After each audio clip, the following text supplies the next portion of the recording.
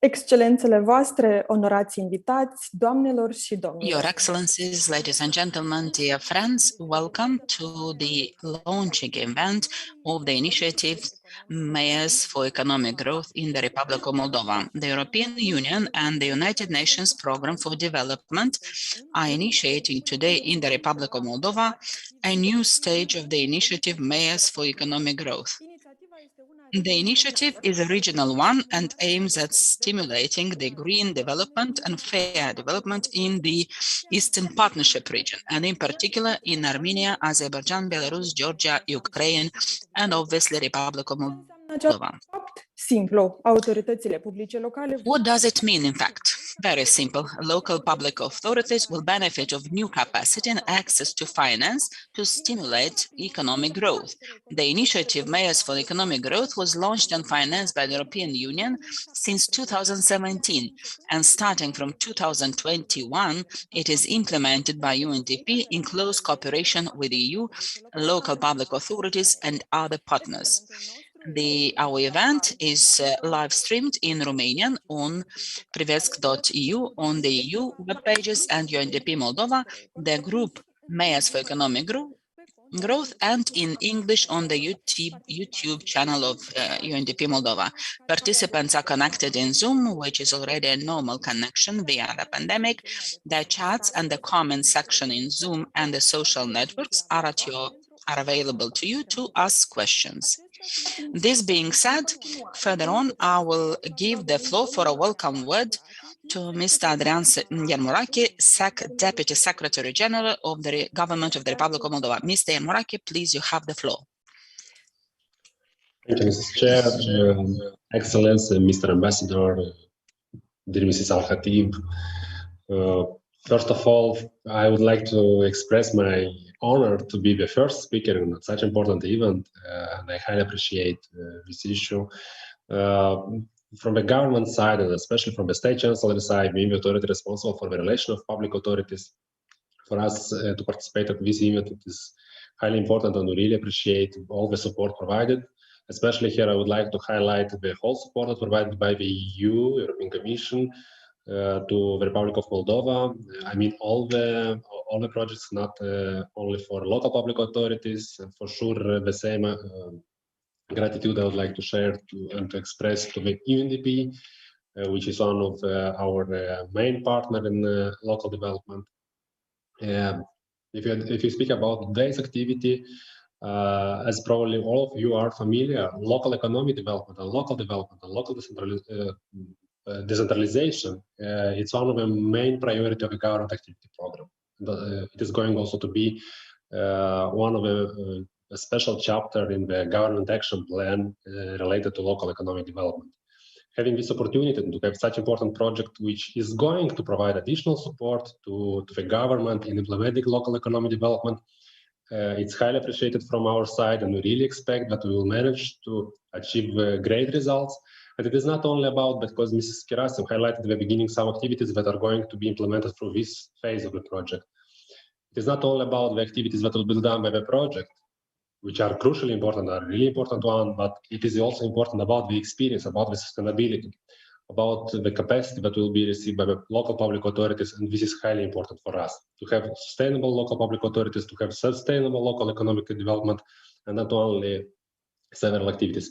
And due to this, I would like to wish success to the project team in implementing this phase of the project, and we really expect that we will have great results that will be shared as best practices, and all of us will be happy in the end of this project with the results achieved by this project. Thank you very much for once more for the invitation and for the possibility to participate in this event. Domnule Yermuraki și noi. Mr. Yermuraki, thank you very much too for your participation in this event of today. Further on, I have the honor to invite for a welcome word His Excellency Mrs. Yanis Majeks, the Ambassador of the European Union to the Republic of Moldova. Please, you have the floor. Good afternoon, dear Ms. Al-Khatib, dear Mr. Yermuraki, dear mayors. I would like to welcome you on behalf of the EU delegation to the Republic of Moldova.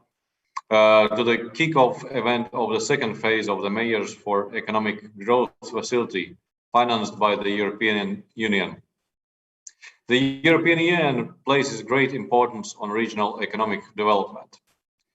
In the Republic of Moldova, several EU-funded projects in this sector have been launched during the last years, such as SARD, the EU for Moldova Focal Regions Program, or the Technical Assistance Project to support rural SMEs.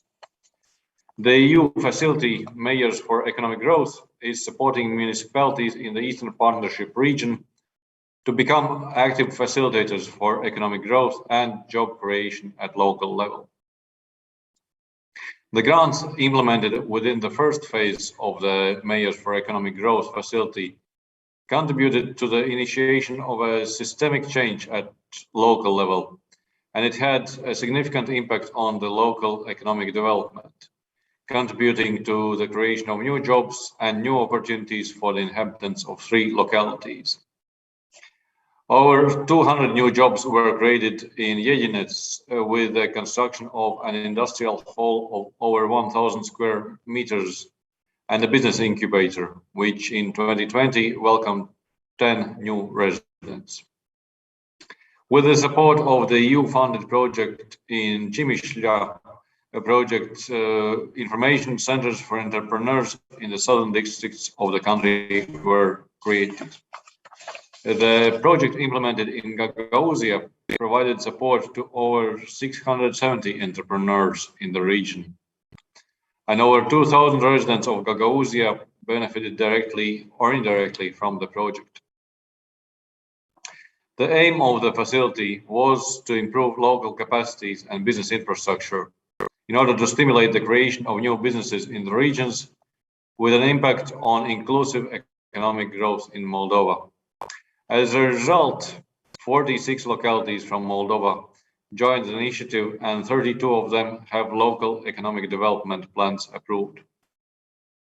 The second phase of the program, implemented in partnership with the UNDP, will focus on inclusive economic growth and innovation in the municipalities of the Eastern Partnership countries. The Mayors for Economic Growth network will increase to about 400 local authorities, and 12 local authorities will go through a process of portfolio development. 3 funding facilities will be available to the local authorities in the network: the EU Project Fund, Annual Portfolio Call, and Mayors for Economic Growth Innovation Project Call, supporting about 100 projects across the Eastern Partnership countries. Local public authorities in the Republic of Moldova have now the possibility to create their own tailor-made solutions and implement them. We are confident that this initiative will contribute to boosting equitable and green development in the Republic of Moldova, and that it will increase investments in the regions, contributing to the improvement of daily life of Moldovan citizens. To conclude, I would like to wish you all success in the implementation of the second phase of this program. We are stronger together. Thank you. Excelență, vă mulțumesc. Your Excellency, thank you very much. And further on, I'd like to give the floor to Mrs. Dimal Khatib, Resident Representative of UNDP Moldova. Please, you have the floor. Thank you, Mihaela. Good afternoon, Excellencies, distinguished guests, mayors, colleagues, and partners. I have the pleasure to welcome you today and to join you for this launch event of the EU-UNDP Mayors for Economic Growth Facility. We are particularly pleased that Moldova is part of this new regional initiative, and we do reaffirm UNDP Moldova's commitment towards promoting innovative approaches for sustainable development of cities and communities. This is an extremely relevant and timely initiative that would shoulder the country's efforts of recovery from COVID-19 crisis through the enhancement of economic inclusive growth and job creation in partnership with the local authorities, and enabling them to design and implement local economic development plans in line with the principles of good governance and sound financial management. The low level of urbanization of 39.8%, the high outmigration, the deep economic rural and urban divide, along with the profound economic consequences of the COVID-19 pandemic, are just some of the challenges faced by the cities and communities across all the regions of the country. Rural areas are also affected by lower employment rates, 35.1% compared to 44.4% in urban areas in 2020, due to fewer employment opportunities, as well as higher informal employment prevalence and monthly gross salary below the national average.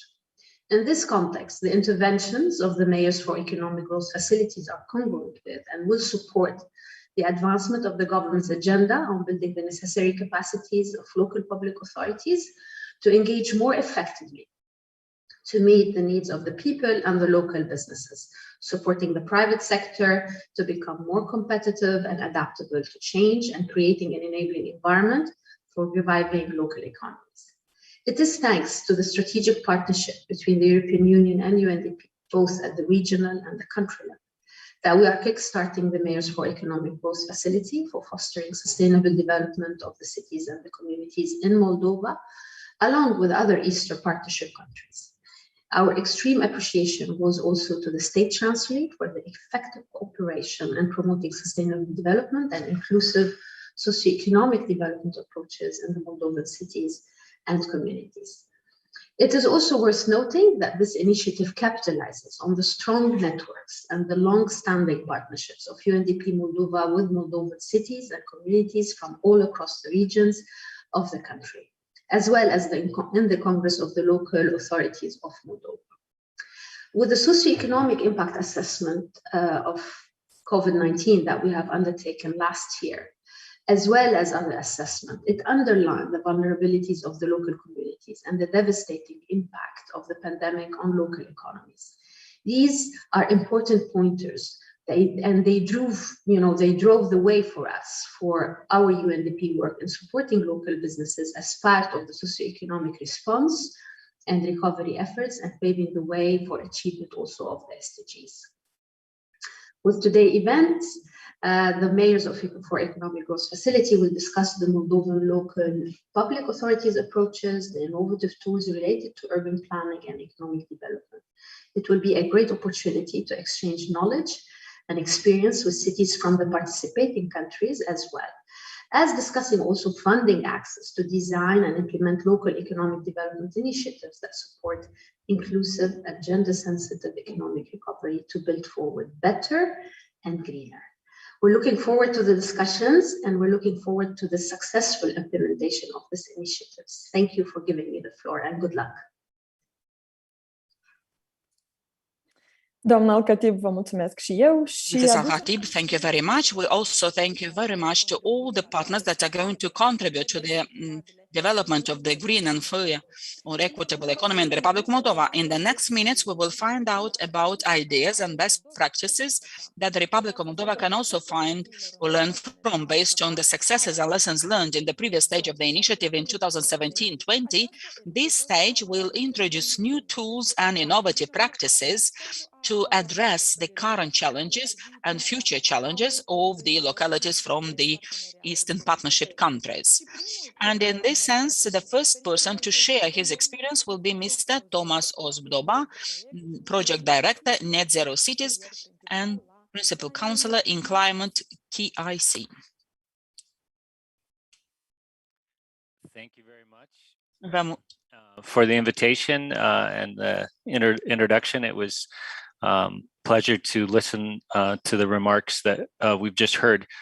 I would like to take 20 minutes to introduce you to some of the work that has been advanced across Europe over the last few years that I think really can help to connect to the work you are being inspired to do here with UNDP and the Mayors for Economic Growth, which is a great opportunity to advance the economic well-being of the people of Moldova, along with the responses to the critical crises we face with respect to climate and reestablishing stable economic activity after the COVID-19 situation. So I will very quickly try to introduce some things in terms of the program and the work that we've been doing, and then talk about some specific examples of projects, excuse me, of projects that I think might be of relevance to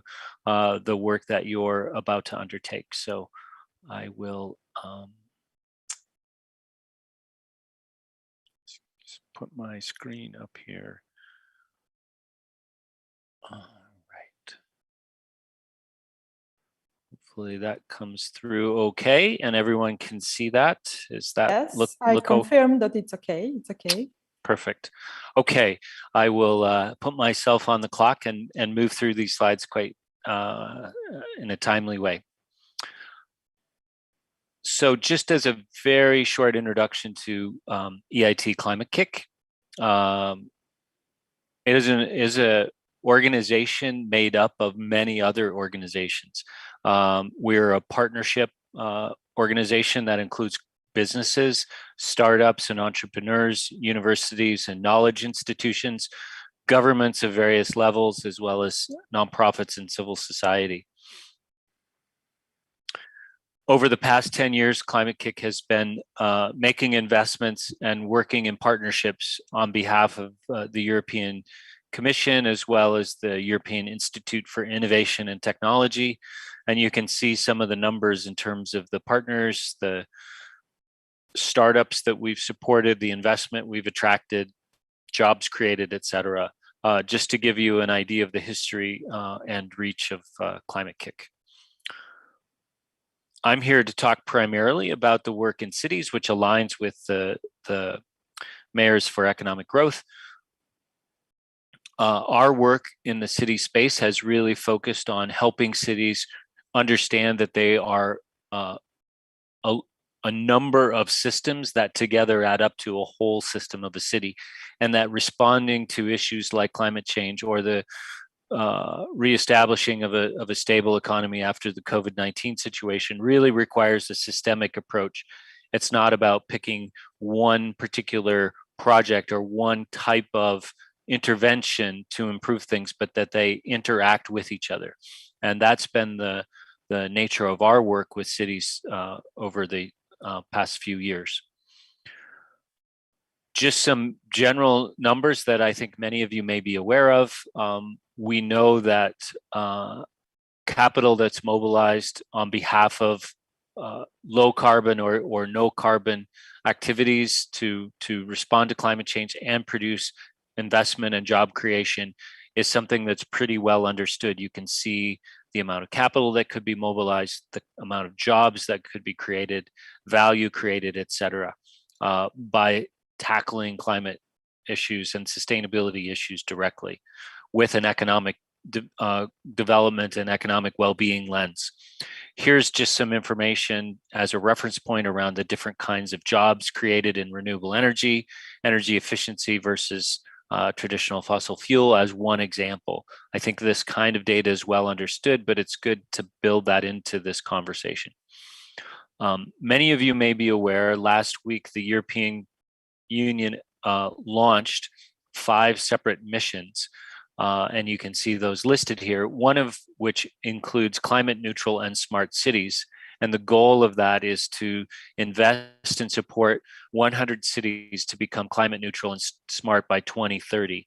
I think many are familiar with the work of the economist Mariana Mazzucato and the idea of mission innovation as a way to focus investment, public investment, and private sector collaboration to achieve very high, ambitious, very difficult goals. And climate neutrality certainly fits within that that description of very difficult to achieve, highly ambitious. And the idea would be to create a decade-long investment and innovation cycle to help us learn how to achieve a goal of that scope and scale. And you can also obviously see the other missions there as well, some of which relate very directly to the work that we'll be doing with cities. Excuse me. And then here's just a report that many people will be interested in. I'm happy to share with you. If you can't find it, it is quite easy to find in the EU's missions page around climate neutral cities. The idea is to get next year, identify those 100 cities that the European Union will be investing in and supporting in that process.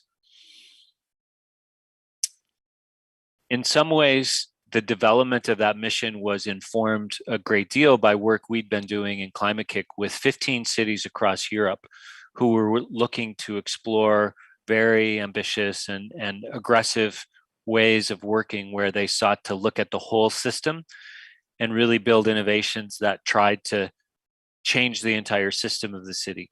And you can see that those are identified here on the map. And I'm going to talk to you a little bit about the work that we have done in that regard. When we started identifying these cities, one of the things that we brought to the conversation with each of the cities was a recognition that to achieve systemic change, to get to climate neutral status, would require a city to not only work on innovation in any one of these 6 areas, but to work in innovation in all 6 of those areas and to do so simultaneously. That they all interact with each other and support each other in creating the potential to achieve climate neutrality, which is something that no city has been able to really come close to achieving yet. And so we brought along very specific organizations who brought specific skills, expertise, and capabilities to help the cities with the innovations in these 6 categories. And we'll talk a little bit about the work that's come out of that. And as much as it is about helping cities innovate, it's also about learning together how this is possible, because no one really knows how to do it. I think we understand what needs to happen, but how we can do that collectively within a city is something we still need to learn.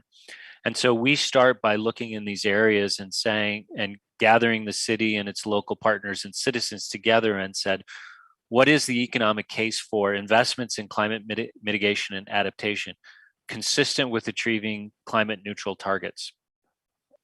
The other is assessing the financial instruments that cities currently have, recognizing that other levels of government are also going to be capable of supporting public investment, but that even that combined is nowhere near what's necessary, that private capital will be necessary, and we need to help cities learn how to make that private capital investment work for the goals of the city, not just for the goals of the capital investors. In addition, we need to map the entire system, the energy system, the infrastructure, how mobility works within that city, and we need to reframe complex challenges so that we can understand how to support reducing the impacts of a lot of car dependency where people have to drive by the land use decisions that are made 10 years earlier, and how those relate to each other. We also recognize that the policies that are going to be necessary to help us achieve these goals have not yet been invented, and that we need to take an approach of not simply borrowing policies from elsewhere, but creating new ones. And to do that requires us to bring senior decision makers together in slightly different ways and support them in very difficult conversations and difficult decisions.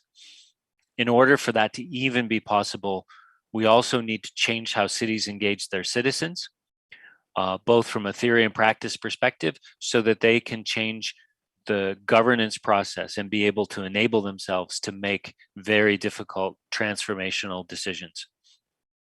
I want to just hit on some of these components in a little bit more detail and show you where some specifics have been developed as a result of this work. And then we can circle back and talk a little bit more through the rest of the session around how that ties into this initiative, as well as the European mission itself.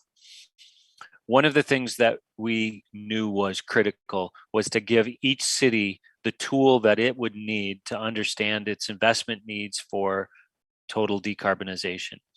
Material Economics is a economic strategy firm that helped us to build this tool and has helped us to build this tool for each of the cities that we've worked with, the 15 that you saw identified before, and has also presented a very general report to the European Commission about the total investment needed for its mission of 100 cities to be climate neutral by 2030. And that report is available. We're happy to share that with you as appropriate. I just want to highlight within this, it's a little bit small to see on the screen, I'm sure, but we can share all of this information with you all, that it means we have to look at it, what needs to be done in terms of decarbonization, in which sectors, over what period of time, and how much that adds up to in terms of the total emissions reductions. We need to look at the different ways in which those reductions can be achieved, and different levers that can be used, and then we can model those and test them in terms of their impacts. And with each of those, we're able to then look at the total investment that's needed and look at it in a detailed way for each area of investment. So transportation, buildings, heating systems, electrical systems, et cetera. And then finally, to assess the total societal economics of reaching climate neutrality. So not just the return on the financial investment, but the full economic performance of those investments, which do things like improve air quality and increase health and well-being, increase physical activity, and reduce noise, et cetera. Things that have, we call co-benefits, that further bolster the case and show that the overall societal return on investment can be positive for very large investments in making our cities climate neutral. We also know as part of this that governance needs to change. And so we've been looking at different models for how governance can evolve and how cities, citizens, businesses, and other stakeholders can work together to explore new ways of making difficult decisions, but ones that are critical to a sustainable, climate resilient future, and one that's economically inclusive and fair, and represents a reasonable social contract that can be stable over time. We know that putting people first in many ways can be critical to good governance, and that has barriers, and that we need to overcome those barriers, and that we need imagination and experimentation in the areas of mobility, retrofitting, data, and how we use data to support those kinds of decisions. I want to shift to another area of work, one of those which I think shows quite a bit of promise, which is looking at community-driven purchasing, where a city or an institution at a community or neighborhood scale may look to make collective purchasing decisions on behalf of multiple people, multiple businesses, multiple building owners, in order to, one, deepen the impact through single decisions. So instead of 100 buildings having to choose to do the same thing 100 different times, they agree once to work together, and you make a single decision to do everything across all of those buildings in a single process, in a single project, recognizing that then there will be benefits across different projects. Some will do better than others within that, and it will make the impact greater, and it will allow us to move much faster. I think two other things are relevant there. One is that's a much more effective way to leverage private investment rather than through each individual project. And it also opens up opportunities for different ways of thinking about policy changes that one building at a time or one business at a time would simply take too long or be too difficult to create a process to deliver on. And so this is early work around exploring how to do community scale purchasing for these kinds of impacts. Another area of work is to recognize that the way we have been enabling investment in real estate, commercial real estate development in our cities is largely extracting wealth away from the community, despite the fact that much of the value that's being created is created not by the private investment in the building itself, but by the public investment that's made for the infrastructure to facilitate developable land to be developable at all, and to be able to perform the way it has. And so we're looking at ways to change those models so that the community and the city can retain some of the value and pool that value to be able to make deeper investments in climate neutral performance, in social equity and equality, or other goals that that particular community in that particular city would hold, and create, if you will, a smart commons in which that's done in a single platform.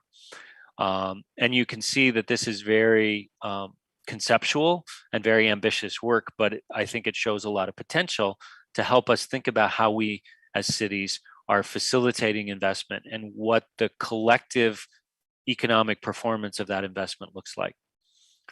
And then understanding how we can then shape more effectively how value is derived and how it's flowed and shared from the results of the work that we do to attract investment and develop in our cities. We also know that if we're retrofitting buildings, we're also retrofitting neighborhoods, that the infrastructure underneath those buildings needs to also be improved, not just the buildings themselves, and that there are distributed technologies and systems that accompany or encompass many buildings within a defined geography. The streetscape and the public realm outside the building is all part of a single approach. And we want to look at that as a whole thing rather than an individual building trying to solve that issue. There are a couple of benefits to this. One is that by taking an approach like this, you're bringing expertise to bear on behalf of all of building owners who by themselves would really struggle to have the knowledge and the time to do all the work that could be done if you take this more holistic approach. It's also, again, as I noted earlier in another context, a better way to leverage private investment by looking at multiple buildings together rather than each as individual projects that all had to satisfy specific financing requirements and all had to solve the same risk challenges that could be solved in a more diversified portfolio of buildings that are invested in together. This is very difficult work, but I think it shows that there's real potential to create more value, attract better capital, and get deeper impacts in terms of our goals faster. Part of it is defining the goals, and this is where I think the Mayors for Economic Growth initiative really can start to tackle some of this right from the beginning by understanding that the goals of retrofitting are about skill and employment, about stimulating investment, tackling fuel poverty, and building community wealth. They're not simply about reducing CO2 emissions in buildings. The goals are much broader than that. And I think if we take that approach, we're much more likely to put together the resources, the approach that can deliver on this kind of an outcome. And again, this is just another way of looking at it from a different visual. The things that are above the ground, on the ground, below the ground, all are part of this. Financial, regulatory, and the business model through which we do this. All of those things are part of this process. And it's important for us to see all of those as part of the process when we begin, because then we're making those investments early that bring the return on investment that we need later in the process. You can see the impacts that this kind of an approach can offer, and this would be the goal for the way we would like to advance this work. You can see that this has been done in the context of the city of Edinburgh in Scotland, but it's being translated into other cities as well as a way to further our understanding of this. A couple more things in a few more minutes, and then I should be able to wrap up on time. I want to talk a little bit about how this work connects directly to our thinking about investment. There are several themes for investment. They all have different characteristics, and we've described those, and we've used the expertise from the private capital markets to help us understand those from that perspective, as well as understand them from the city perspective and the regional government perspective. And you can see that there's scope for public resources to leverage private capital in a much larger way, in a much more effective way than they have to date through a less structured or programmatic approach. And we know that part of the task there is to really support city governments in building the capacity and the capabilities to plan for this work and think about the kind of facility and fund structures that we need to bring public capital into a position to negotiate and leverage private capital to the best effect possible across all of these areas of work in red, from retrofit to renewable energy, low carbon mobility, green infrastructure, or other things to reduce waste, et cetera. Oftentimes, we're seeing that in many cities that we're working with, that requires this setting up of city funds, a specific city fund that uses some form of a combination of public or private capital to have a fund that's organized and oriented towards that city and its investment needs based on the modeled economic needs that we developed through the economic analysis tool I spoke of earlier. At that point, we can then begin to engage private capital in a different conversation about how they can blend with that capital to meet the needs of the community as it exists, rather than coming in with the capital saying, here are our terms. If you can use us, great. If not, we won't help you. Here are some examples. We can share information around this. We're continuing to develop new funds in places like Milan in Italy, and Leuven in Belgium, Krakow in Poland, etc. So there are more and more of these funds that are being developed now across Europe. And with that, I will stop, and I think I'm just about on time. So I look forward to questions and discussion as we go forward, and I hope that giving you a brief introduction has been helpful. I know that there's a lot to digest here, and so we'll be here to share information, follow up in more in-depth conversations, working with UNDP and all of you as this process goes forward. So thanks very much. Și noi vă mulțumim, domnule Ozdoba, cu siguranță vor fi... Thank you as well so much, Mr. Ozdoba. Definitely we will have questions on the way. I'm pretty sure that the participants to this event will be very curious to discuss with you more details, but the only suggestion is that we will leave those discussions for after 4 o'clock, at the moment when we have set time for the interaction, questions, answers. So far, I just checked, there are no questions in a written format, so nothing in the chat. Therefore, we will now go ahead with our agenda. I'll pass the floor to Tina Stone. She will talk on behalf of the Regional Istanbul Center of UNDP. Thank you, Mihaela. I'm very pleased to be here today for this launch. Let me see if I can share my screen with you all.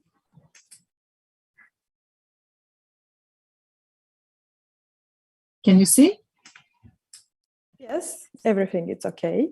Thank you. Excellent. Thank you. Thank you so much. And very happy again to be here today for the launch of the Mayors for Economic Growth facility in the Republic of Moldova.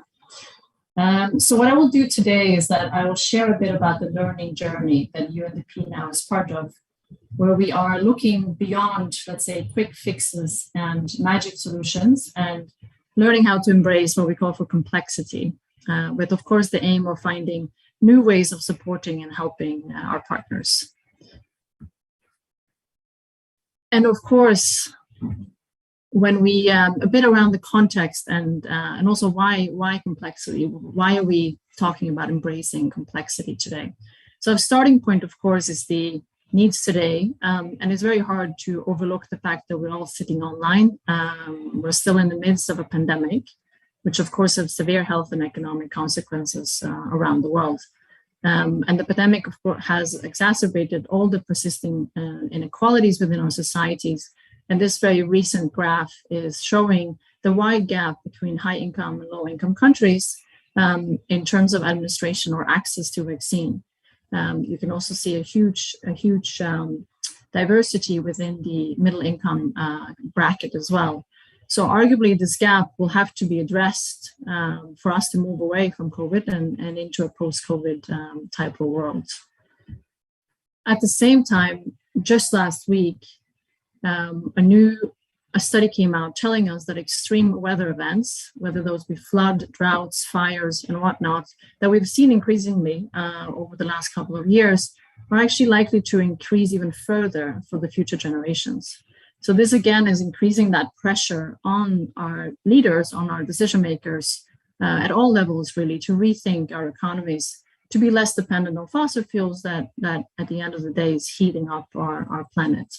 So most of these challenges that we are facing, whether it's climate change, the pandemic, or depopulation, economic opportunities, lack of economic opportunities, and so forth, we can say that they are complex, meaning there's not one, let's say, data set or an economic model that can predict what the solution would look like.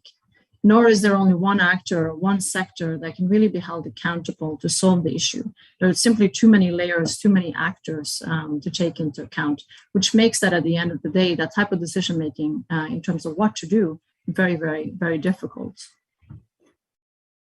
Additionally, most of the challenges that we face today are behavioral in nature, meaning that they are linked to our social, cultural, and historical type of makeups. And this is the Corruption Perception Index here on the slide, which Transparency International would issue on a yearly basis. And although we've seen a lot of improvements in terms of corruption, it's still a very much of it's a feature in all societies around the world. And although we have attempted to find solutions for corruption for a very long time, quite a few people would argue that we have seen remarkably little progress yet. So it still continues to be an issue throughout the world. So a lot of these challenges are very, what we would say, very deep-rooted. So we often use the iceberg model here. So we might, on a daily basis, we might see the top of the iceberg, as in the form of air pollution. When we walk out in the morning on our way to our work, we can smell and we can see the pollution in the air. But it really stems from the patterns and the structures, economic structures within our societies, and also the mental models, meaning the values, the narratives, the identities that is existing within that context. So we constantly have to ask ourselves, what is it that is really going on here? And how do we interact with that? Another feature as well, which is what we're seeing increasingly so, particularly with the pandemic, is that the world is actually quite unpredictable and quite uncertain. And it's constantly changing. So here we tend to have, perhaps, we have a plan that we set out, maybe at the governmental level, at the municipal level, or even within our own lives. But the plans that we have designed, whether it's plan A here or plan B, which might be a bit more flexible, we find that they very often become irrelevant because there are all these emerging and new needs and priorities that will come tomorrow or maybe the next day. So life in general is more like the third line here, which at times is uncertain and also quite messy at times. So this quote illustrates a bit of that current approach where we tend to, whether it's in development or whether so within our sectors, we set out a goal and we carve out a road to try to get there. Through very often predetermined type of milestones. But then when we're dealing with the level of complexity and the challenges that we're facing, the argument here from Dave Snowden, who is a well-known systems thinker and management consultant, is that we're better off at maybe setting a direction only and an intention, and not necessarily saying or imagining how that solution is going to look like at the end of the day, but then being part of that type of discovery journey. And that is exactly what we're trying to do now at UNDP. We're really part of that discovery journey, and we're trying to do three things to keep it very simple. We're trying first to expand our ambition, and then we're trying to put on some new eyes and ears to see the world and see the landscape that we're operating in. And with that new eyes and ears and that intelligence and that knowledge that comes from that, we're then seeing how we can test new ways of acting and being much more adaptive than what perhaps we've done before.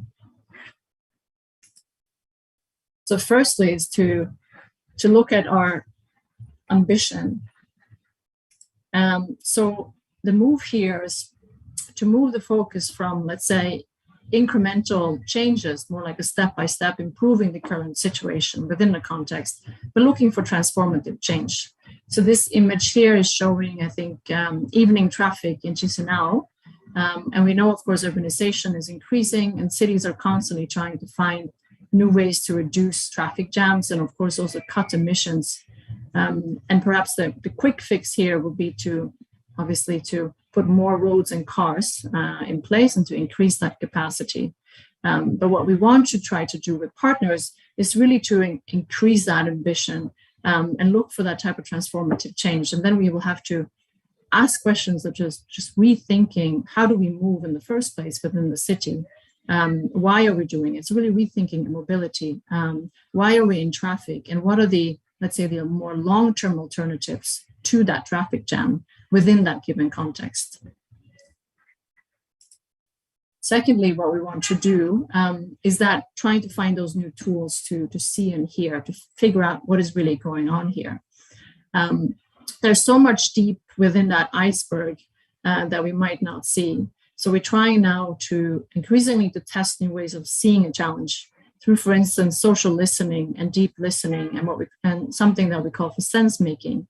And a well-known example here, and that we're trying to, of course, learn from, is the impressive transformation that happened in the Basque region over the past decades. So they went from industrial collapse, high unemployment, and a conflict context to being one of the most economic and socially thriving regions in Europe. And there are a lot of interesting examples with the Basque transition. And one key one is how they tapped into the values, the identity, the narratives around what made the Basque region unique, so part of its identity in a way, and saw how they can craft solutions around that with these in mind. And so here's an example that our colleagues in Pakistan, they're applying similar methodologies in terms of social listening and deep listening to find them, to see things, to see the landscape in new ways, and also then find new entry points for engagements. And similarly, at UNDP, we're trying to do the same. We have developed what we call for a sense-making protocol. So often the initiatives within a sector or within an organization like UNDP, they tend to be a bit disconnected, tend to be operating within the silos. So we're trying to use a new tool now and building a muscle, like learning muscle within the organization, but we're trying to see the project within a new frame. And while by doing so, the project take upon a new meaning and aspects that we perhaps didn't see before become a bit more visible. And with that intelligence, we're trying to identify the new ways of acting. So this sense-making protocol we have applied in many countries across the world, and we're hoping, of course, also to see how we can test that with our partners in the Republic of Moldova as well. And then thirdly, is that new ways of acting and adapting. So like I said, our interventions tend to be quite siloed, focused within perhaps one sector and not designed coherently to actually tackle some of these complex issues that we're facing. So they hear more like confetti rather than a connected type of dish like spaghetti. So the idea here is that we have a number of solutions, interventions and whatnot. There are perhaps disjointed, and we're hoping perhaps that some of them will lead to that magic bullet or that quick solution that might change the entire systems around. So what we're trying to do at UNDP now, and also together with all of our partners, is to really move from that project-based or single point solutions that we say into more of a portfolio approach where things are much more connected as well. So this really, requires a different mindset where we then cannot assume upfront what will really do the trick or what will be that key solution that will bring about that change that we want to see. And one of the emerging tools here is called the Agora framework. So Agora is a template or like a toolbox to help cities deal with all of these uncertainties and also bring about positive change in the city.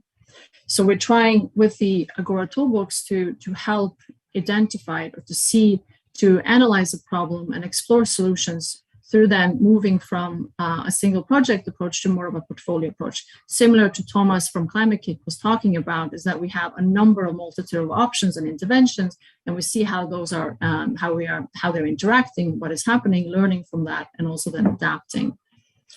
And this is quite new within the organization of UNDP, but we have one of the early type of testing of the Agora framework is in the is in 5 cities in the Eurasian region.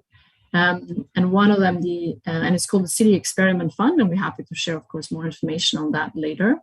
And one of the cities is a relatively small city in Armenia called Stepanovan. So a key challenge here in the city context was depopulation, or young people moving from the city due to lack of employment opportunities.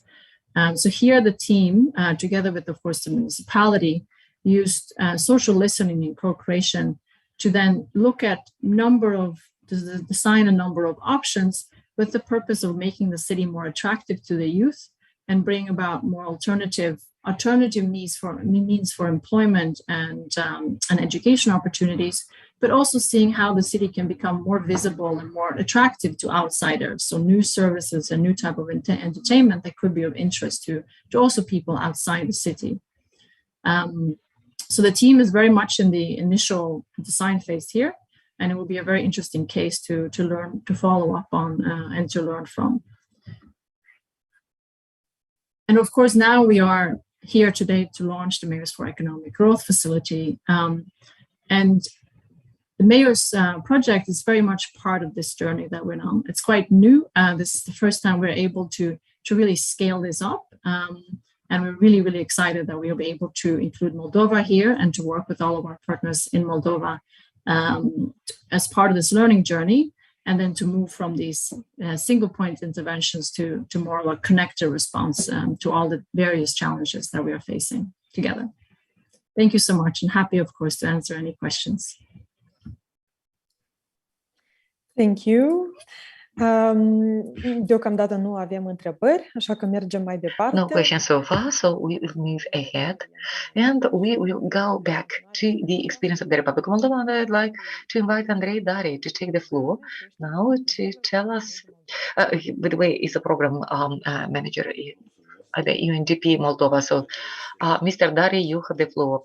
Thank you very much, Your Excellency, dear representatives of the government, dear representatives of the local public authorities, exactly as it had been just communicated. I'm in charge of the implementation of the second stage for the economic growth. The previous speaker, Tina, spoke about innovative approaches, but now I'd like to go back to look backward to the experience which UNDP had with the Republic of Moldova and the support we offered to different projects. Generally, I'd like to tell you that the approaches applied by UNDP Moldova are quite complex and quite well integrated.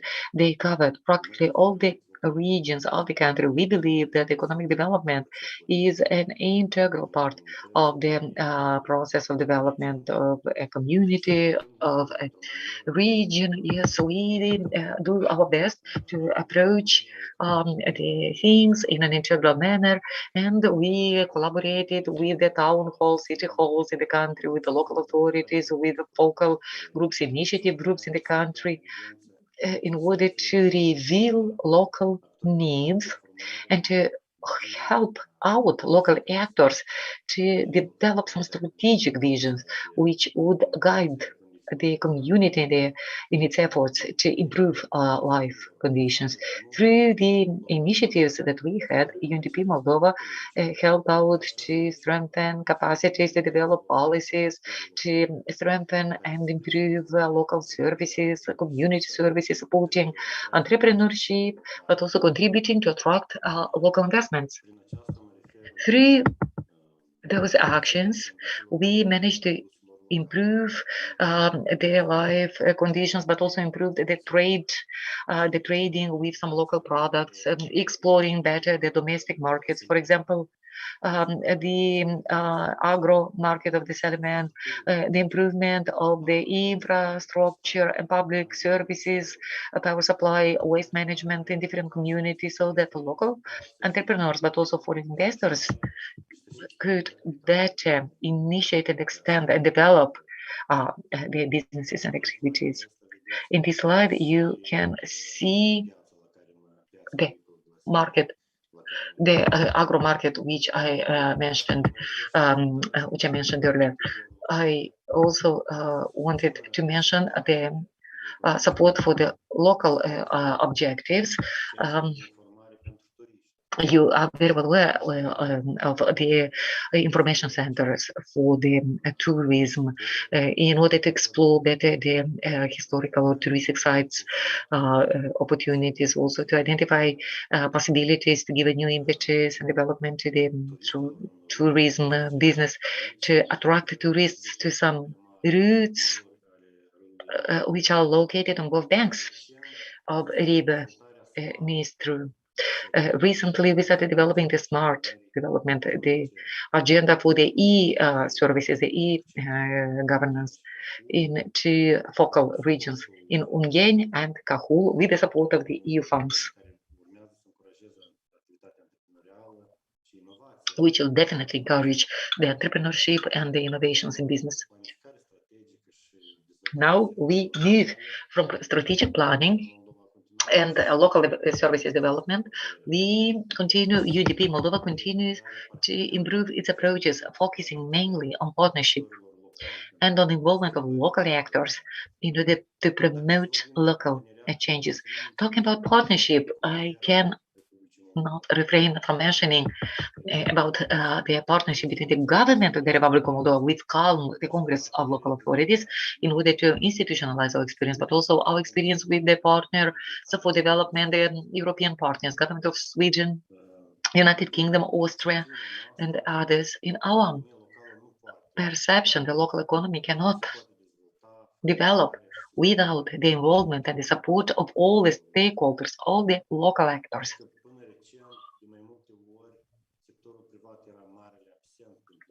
Until recently, the private sector used to be practically absent from the strategic planning, especially when this strategic planning was related to the community problems and challenges, but taking advantage of different tools and instruments which were meant to stimulate this sort of partnership with the private sector, UNDP managed to test, to pilot, but also to obtain a higher scale model for the stimulation of the local economy. So I'd like to bring up a couple of examples.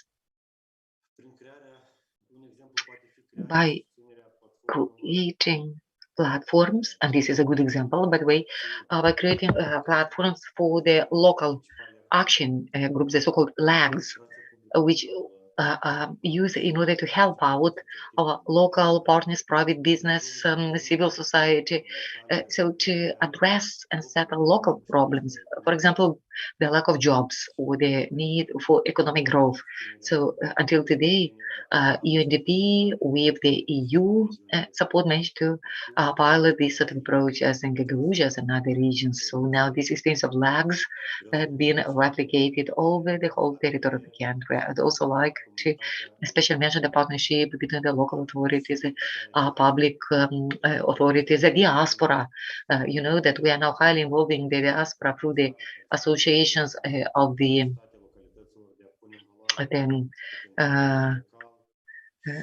town mates, the associations of the nations, of the natives. We try to identify some new economic courses also for different localities. And of course, it's worth it to mention the topical and thematic platforms which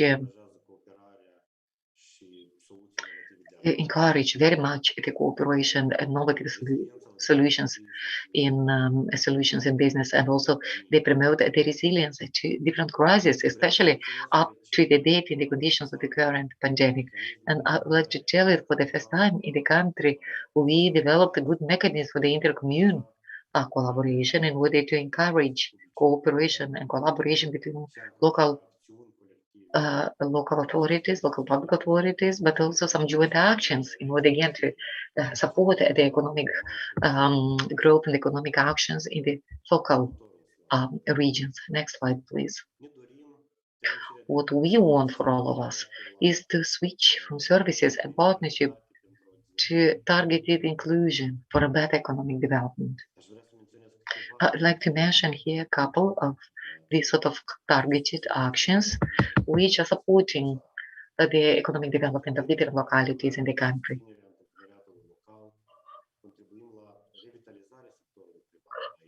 Through the programs which support local entrepreneurship, we encourage local business to adopt new practices, environmental friendly practices. For example, the green practices, or we support the energy sector, or for example, supporting the rural tourism. Again, we encourage environment friendly practices. In the focal regions, we encourage them to develop economic clusters with some value chains fully covered in order to stimulate the long-term development of those regions.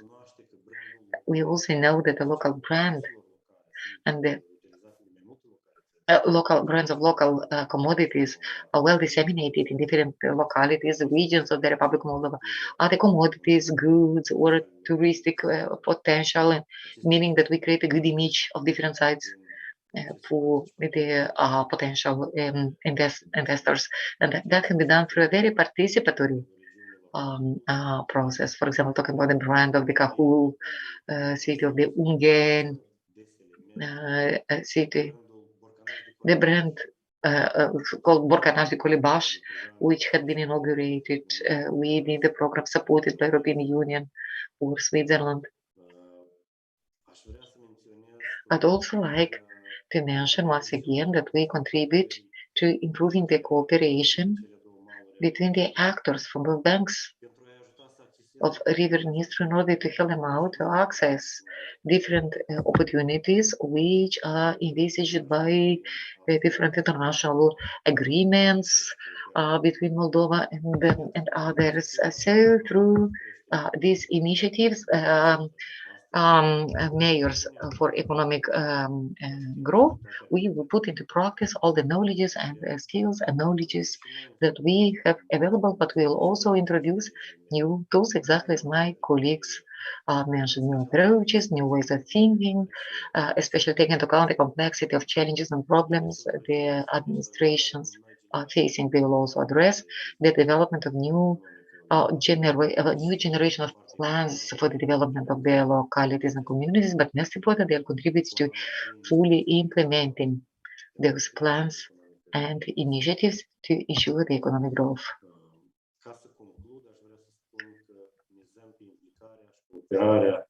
Primăriilor în acest proces pentru a beneficia de oferta, pentru a beneficia pe deplin de oferta acestei inițiative. Vă mulțumesc! Vă mulțumesc și eu, domnule Darie, iar acum, conform agendei, urmează să-l ascultăm pe domnul Thank you very much, Mr. Darie. And now we have Alexandru Saci, International Relations Coordinator in the CAL. Domnule. Da, mulțumesc frumos pentru invitație și pentru oferirea cuvântului. Stimați colegi, vă salut pe toți. Mulțumesc tot pe antevorbitorii despre informațiile aduse foarte interesante. Thank you very much to the previous speakers for the information presented, very interesting on different topics.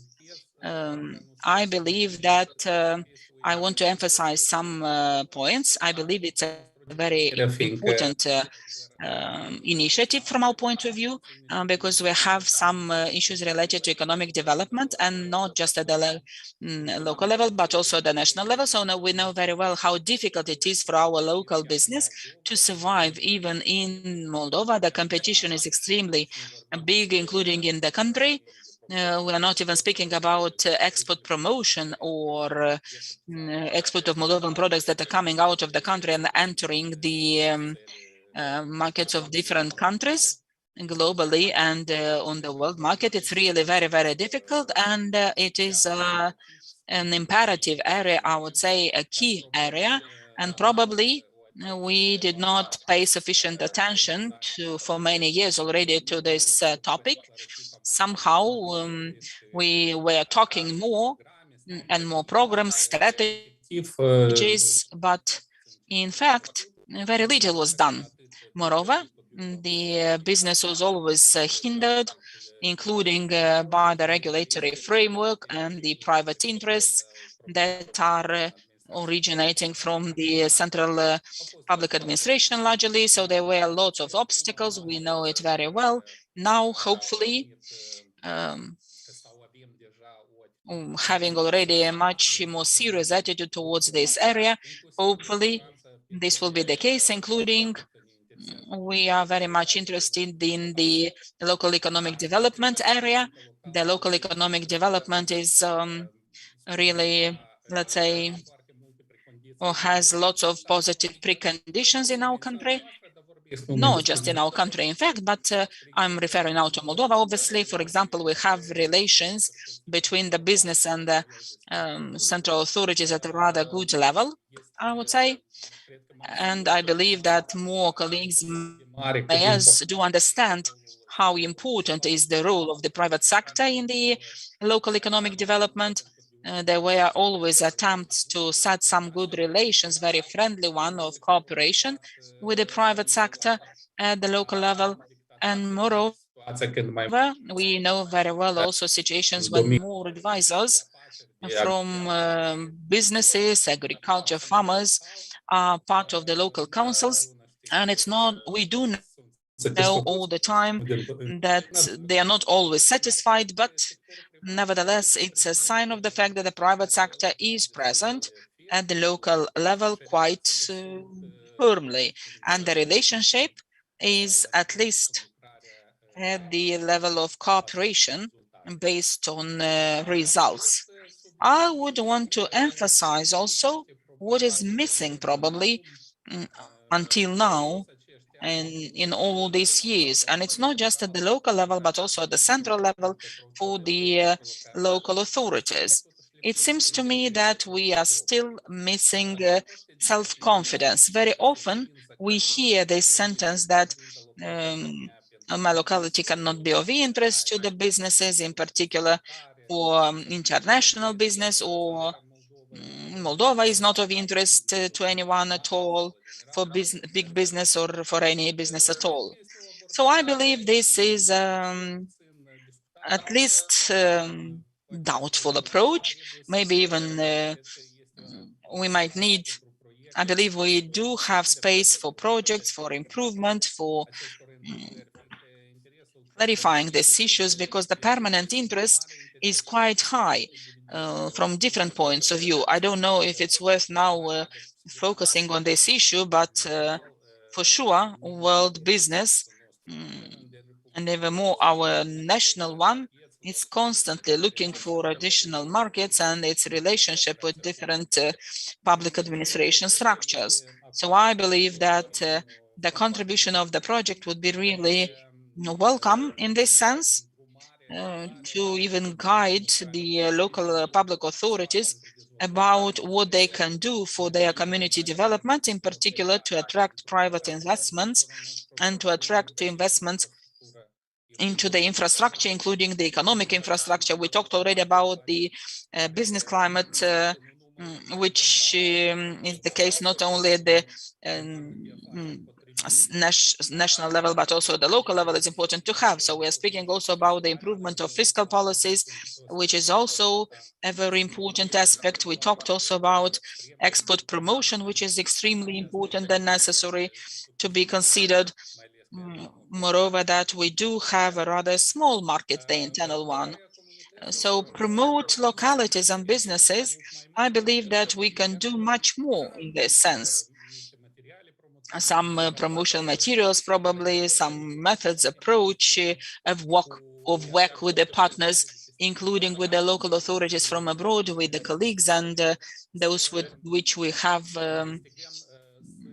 twinning projects to investigate and research not only the possibility to attract public investments or capital investments in the infrastructure, but also to have the possibility to attract business into the Republic of Moldova by means of our partners from abroad, which have more success, including in Romania, how many we have at the level of this, including in other countries that we have this. So all this experience can be harnessed or shall be.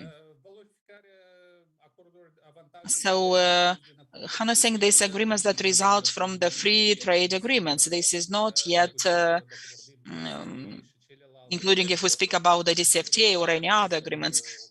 We know that sometimes there are objections that DCFTA is promoting more exports than imports, but nevertheless, there are possibilities, including for the exporters. And I believe that knowledge about this topic shows us that we still have a lot of work to do in this sense. And ultimately, the establishment of the financial infrastructure, this is also very important for the business. So the infrastructure starting from banking sector and different modalities of financing the business, which is now probably at the level of discussions. So including from the obligation as a borrowing instrument, and this is very sophisticated for many of our localities, but nevertheless we have to look for different models, innovative ones, for business financing at the local level and also at the rural area, and because it's very essential. And I believe that in conclusion, I would like to emphasize two more aspects in this sense as related to this program, which refers also to all the other programs that we have in this area of local economic development and that we are expecting in future, because we've heard about the other initiatives also, including on behalf of the European Union, and probably you've heard about this program of investments that refers to investment guarantee for the European Union companies in the developing countries and for the Republic of Moldova too. So this is also a tool that is very important to attract investments, which is also meant to motivate the companies from the European Union to come to the Republic of Moldova, that for the countries that are participating in this program. So two aspects that I wanted to point your attention that will be very useful to this program. First of all, it's about efficiency and realism in this sense. Sometimes our development partners tend to overestimate, let's say, the sophistication of this process, or they need to overestimate the degree of sophistication of our needs. We do have some extraordinary needs, some urgent one, and everywhere, in almost in all the communities at the level of infrastructure, and there are lots of needs that need to be covered, and sometimes these are not so costly, and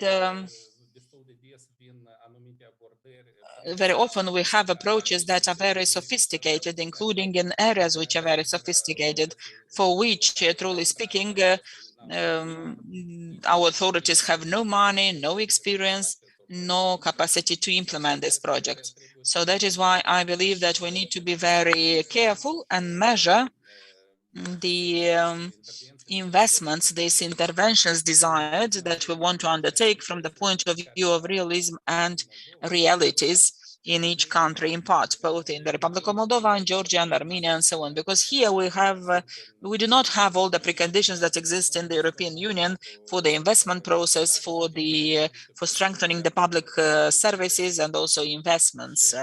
And obviously that we need to adjust all these desires, let's say, that we have to the realities in this country. And secondly, the last topic that I wanted to raise is about the extreme need of investments, both public and private. And I've said already that the needs are extremely big everywhere. Moreover, if we speak about the economic infrastructure at the local level, we have needs, investment needs for roads, for streets, water and sewerage, gas pipes, energy, everything, absolutely everything that without which it is really difficult to bring private investors, moreover the ones from abroad, into our communities, and for which the local public authorities from the Republic of Moldova, regretfully, but also the central ones, have no sources, financial sources. And here we do count very much on the support on behalf of the donors. And for the private sector, obviously, We do need investments, we do need startups. Nu este nicio problemă, domnul Saci, continuați. Că am auzit întrebare sau ceva, nu? Deci avem Traducătorul. nevoie cu siguranță. So we do need for sure in the concrete investments in businesses, in the business development, in startups at the local levels also, by promoting communities and so on. So it is an element which is of extreme importance, speaking about investment and capacity building. We at least notice that the most efficient model of capacity building at the moment is learning by doing. And when investments are coming, we are learning about all the technological processes, different processes that are around, different practices, international ones, in particular by this modality. If we exceeded somehow in our country all these modalities, like for example, the trainings, simple trainings, or even the technical assistance, we have had very many of such, and regretfully, very little or the impact or the effect is very small or insignificant.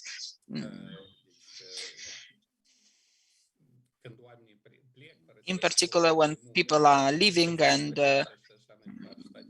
and so on. So all this knowledge is lost, unfortunately. But in combination with the concrete investments at the local level, all this knowledge is brought together in the whole infrastructure or that exists. And the last aspect, also related to the investments, I believe, is about the organization of public services, because ultimately we are making investments not so much, obviously, we do it for the development of local communities, but also for the development of public services. We kind of catch two rabbits in this case. The public service at the local level, these are already a bit outdated. And at the moment, as you know, all services are provided via the municipal enterprises, which are functioning with big difficulties, sometimes bankrupt, in particular in water and sanitation areas. So there are lots of problems. And I believe that we did not explore yet the cooperation between the private sector and the local public authorities in what regards the service provision, on subcontracting the services and concessional services and so on. All these elements, the public-private partnerships, are in big difficulties. I know that some colleagues, mayors, did have some negative experience in this sense. It's quite difficult sometimes to cope with the private sector, and that are also related to the solution of different questions. And in fact, this path or this state structure or service provision is somehow outdated, I would say, or even totally outdated, because we do not have financial resources for all this, for the structure, and we do not have necessary preconditions with regard to the administrative conditions or the regulatory framework. So we have very contradictory legislation in the country also. So probably we need to identify already some measures of service provision in close cooperation with the private sector, which would bring potential benefits, not just for the local public authorities and for the citizens, obviously, first of all, but also for the development of the private sector, because these are some financial amounts or financial sources that are enormous in a way in the state sector. I believe that I will close here. I can speak about this topic hours. This is really important and interesting topic. I want to wish you anyway lots of success, and thank you very much for the invitation. Mr. Osace, thank you very much too. And I just wanted to mention that this initiative is intending not only to give access to funds for the municipalities of the country, but also to capacitate these mayors and these municipalities. And the fact that today you've seen at the beginning, we have here most important decision makers from Moldova participating. We see the commitment of everyone to get involved and to make things change. And to find out more about this initiative, Mayors for Economic Growth in the Republic of Moldova, let's see what will happen in the next years, in the period 2021-24. And the initiative is going to be presented by Mr. Valentin Croitoru, Project Coordinator, Mayors for Economic Growth, UNDP, Moldova. Hello to everyone, Your Excellencies, dear Mayors. I will share my screen now. Hope you see my presentation now. We are now getting into the second phase of this initiative, and I do not quite agree with Mr. Osachi on what he said about the complex initiatives, because in the second phase of this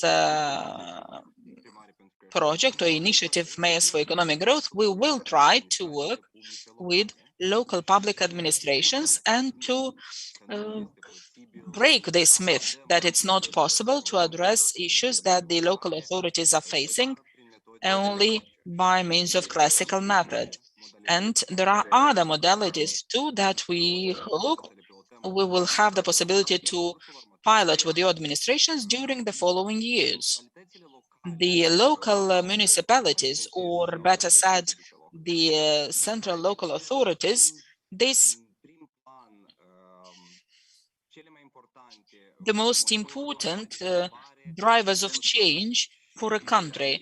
And here, this do have the possibility to make a quick change by using innovative methods. And once, or along with the COVID-19 pandemic, the problems that local public authorities face have aggravated.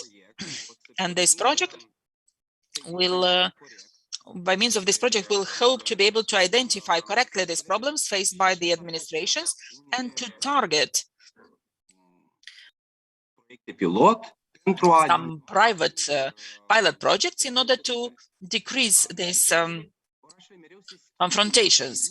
Cities or localities are constantly changing, and I believe it's not correct to manage the citizens of the 21st century with those administrations that did not keep the pace with the future. So we need to find these possibilities to modernize, and